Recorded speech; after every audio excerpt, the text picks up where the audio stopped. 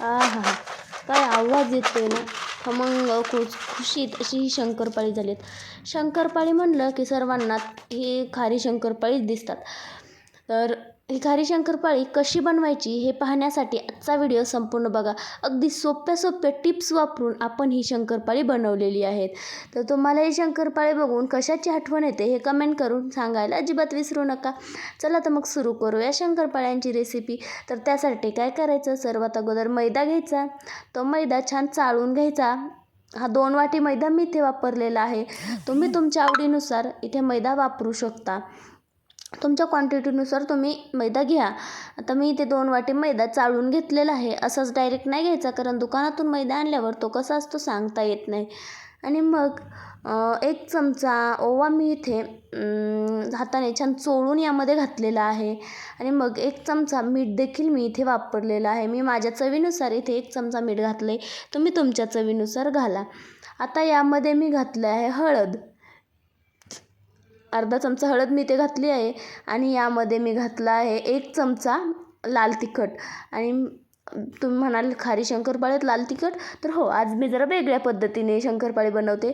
तुम्ही ह्याला खारी शंकरपाळी म्हणू शकता किंवा मग तिखट शंकरपाळी म्हणू शकता. अगदी नॉर्मल तिखट अशी ही शंकरपाळी लागतात. तर कशी बनवायची ते बघूयात. चला मी दाखवतेच आहे तुम्हाला. व्हिडिओ कंटिन्यू करा, कुठे स्किप न करता संपूर्ण व्हिडिओ बघा. आवडल्यास आपल्या चॅनलला लाईक, शेअर आणि सबस्क्राईब करायला अजिबात विसरू नका. चला तर आता यामध्ये लाल तिखट तर घातलंच. मग आपण यामध्ये हातावर चोळून 1 चमचा जिरे देखील यामध्ये घालणार आहेत. आता तिखट शंकरपाळी म्हणलं की जिरे तर आलेच ना, मग तिखट शंकरपाळी असल्यावर जिरे घालावेच लागणार. मग मी ते जिरे घातले. आणि 2 चमचे एवढं मी कडकडीत गरम तेल करून घेतलं आणि ते यामध्ये घातलेलं आहे. आणि गरम तेलाचं मोहन घातल्यावर छान असं हे एकजीव करून घ्यायचं आहे. आणि छान असं चोळून हे घ्यायचं आहे. आणि जरा तेल गरम आहे त्यामुळे थोडा हाताला चटका बसला.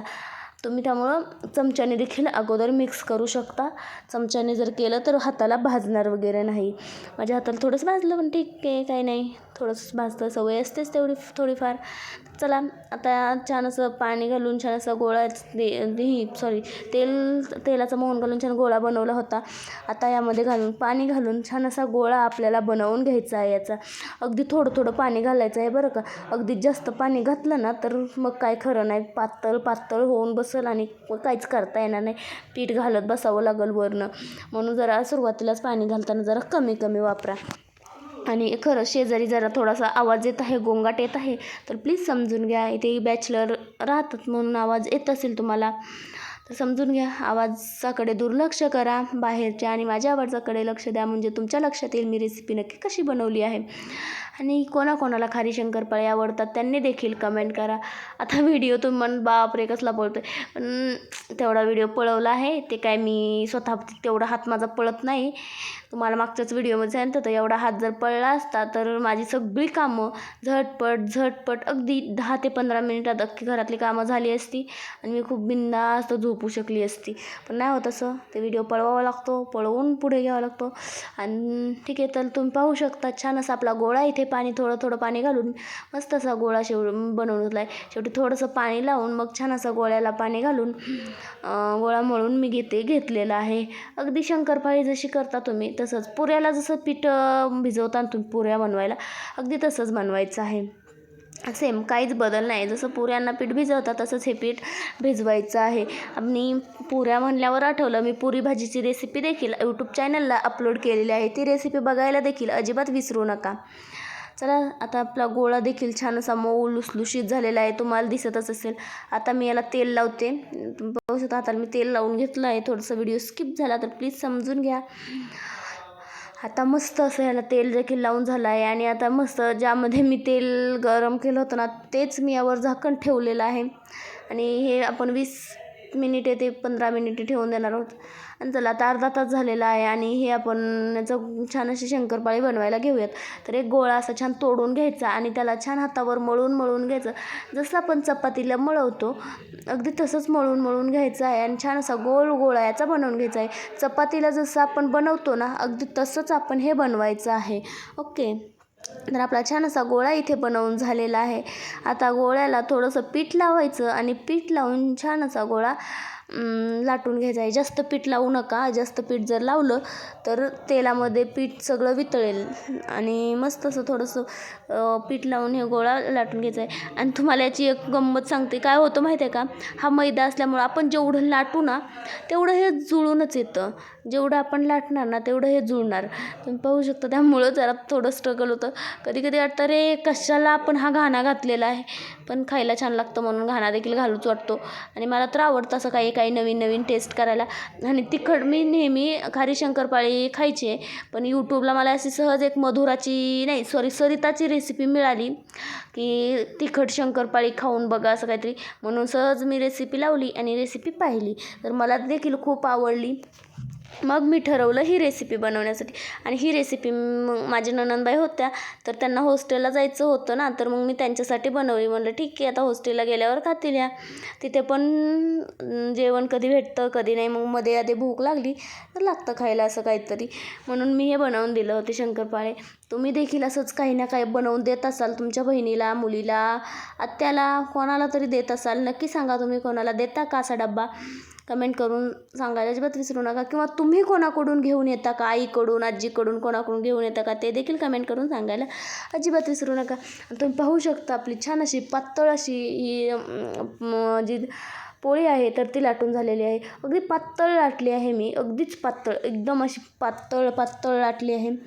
तुम्हाला होता होईल एवढी पातळ ही लाटायची आहे. मी खूपच पातळ लाटून घेतलेली आहे. आणि आत्ता आपल्याला महत्त्वाचं काम करायचं आहे, ते म्हणजे याला कापून घ्यायचं आहे. तुम्हाला हव्या त्या आकारात तुम्ही याला कापू शकता. अगदी लांब लांब कापू शकता, आडवं कापू शकता, उभं कापू शकता, कसंही कापू शकता. मी याला असं तिरकं कापणार आहे. तुम्हाला दिसेनाच व्हिडिओमध्ये, तर हे बघा असं कापणार आहे. म्हणजे छान अशी शंकरपाळी दिसतात. मला तर खूप आवडतात. आमच्याकडे असं कापल्यावर कापण्या म्हणतात बघा. तुमच्याकडे काय म्हणतात हे कमेंट करून सांगायला विसरू नका. आणि व्हिडिओ शेवटपर्यंत पाहायला देखील प्लीज विसरू नका. व्हिडिओ शेवटपर्यंत बघा. कसा वाटला ते सांगायला अजिबात विसरू नका. कमेंट करत जा. तुमच्या एक कमेंटनं आम्हाला खूप म्हणजे असं समाधान मिळतं की ठीक आहे बाबा, आपल्यालाच कमेंट आल्या, आज एवढ्या कमेंट आल्या, आज तेवढ्या कमेंट आल्या, भारी वाटतं. लाईक करत जा, कमेंट करत जा प्लीज. आणि व्हिडिओ फॉलो करत जा, बघत जा, कसे वाटतात ते सांगत जा. आणि आता छान असं आपल्या कापण्या बनवून झालेल्या आहेत. शंकरपाळी जे आहे ते बनवून झालेले आहेत. आता संपूर्ण शंकरपाळी मी याच पद्धतीने लाटून आणि कापून घेणार आहे. आणि आता छान असे एक काढून घेते. एक काढायची गरज नाही, मी तुम्हाला एक टेक्निक म्हणून सांगते. असं एक काढून घ्यायचं. आणि नाही काढलं तुम्ही डायरेक्ट जरी टाकलं ना तरी हे एकमेकाला अजिबात चिकटत नाहीत. गरम तेल असेल ना तर तेलात गेल्यावर हे आपोआप सुट्टं होऊन जातं. त्यामुळं काही टेन्शन घ्यायचं नाही की आता हे चिकटेल का, हे एकाला एक होईल का. मी तुम्हाला दोन्ही प्रकारे तळून दाखवते. असं सुट्टं एक टाकूनही तळून दाखवते आणि एखाद्या गोळाही तळून दाखवणार आहे. त्यामुळं लक्ष देऊन पहा, तुमच्या नक्कीच लक्षात येईल. आणि आता छानसं हे करून झालेले आहेत, सुट्टे करून झालेले आहेत. आता मस्त तेल ठेवूयात आपण गरम व्हायला. आणि आता तेल गरम झालं की नाही पाहूयात. तर बघा, एक शंकरपाळी टाकली की पटकन वरी आली. बघ मी मस्त मीडियम गॅस केला आणि संपूर्ण शंकरपाळी टाकून घेते. आणि एक लक्षात ठेवायचं म्हणजे तेल गरम झालं की मग मीडियम गॅस करायचा आणि लगेच त्यामध्ये शंकरपाळी सोडून घ्यायची. आणि तुम्ही पाहू शकता कसली शंकरपाळी फुगायला देखील सुरुवात झालेली आहे. मला वाटलं नव्हतं एवढं पातळ केल्यानंतर देखील शंकरपाळी फुगतील. तर शंकरपाळी फुगण्यासाठी एक महत्त्वाचं कारण म्हणजे पीठ छान भिजवून घेणं. जसं की मी भिजवून घेतलं होतं आणि तुमच्या समोर मी व्हिडिओ केलेला आहे, म्हणजे तुम्हाला दिसत आहे मी यामध्ये काहीही यूज केलेलं नव्हतं. आणि आता बघा तुम्ही किती छान अशी शंकरपाळी माझी फुगलेली आहेत. तुम्हाला दिसत आहेत का फुगलेली, नक्की सांगा. कशी फुगली आहेत ना, टम्म फुगली आहेत एकदम. तर मस्त अशी शंकरपाळी देखील फुगत आहेत आपले. मी तुम्हाला दोन्ही प्रकारे तळून दाखवणार आहे असं बोलले होते, त्याचप्रमाणे खरंच दोन्ही प्रकारे मी तळून दाखवेन. अलटीपलटी करून छान असं भाजून याला घ्यायचं आहे. भाजून नाही हो, तळून याला घ्यायचं आहे. छान असं बघा तुम्ही तळून हे देखील झालेले आहेत. हलकासा ब्राऊन रंग याचा आलेला आहे. आता काढून घेऊयात आपण.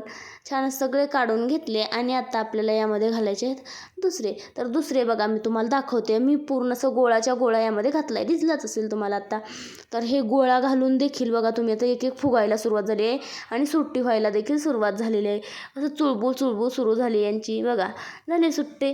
त्यामुळे टेन्शन घ्यायचं नाही. हे सुट्टे होतात, त्यामुळे एक एक काढत नाही बसायचं. आपल्याकडे तेवढा वेळही नसतो एक एक काढण्यासाठी.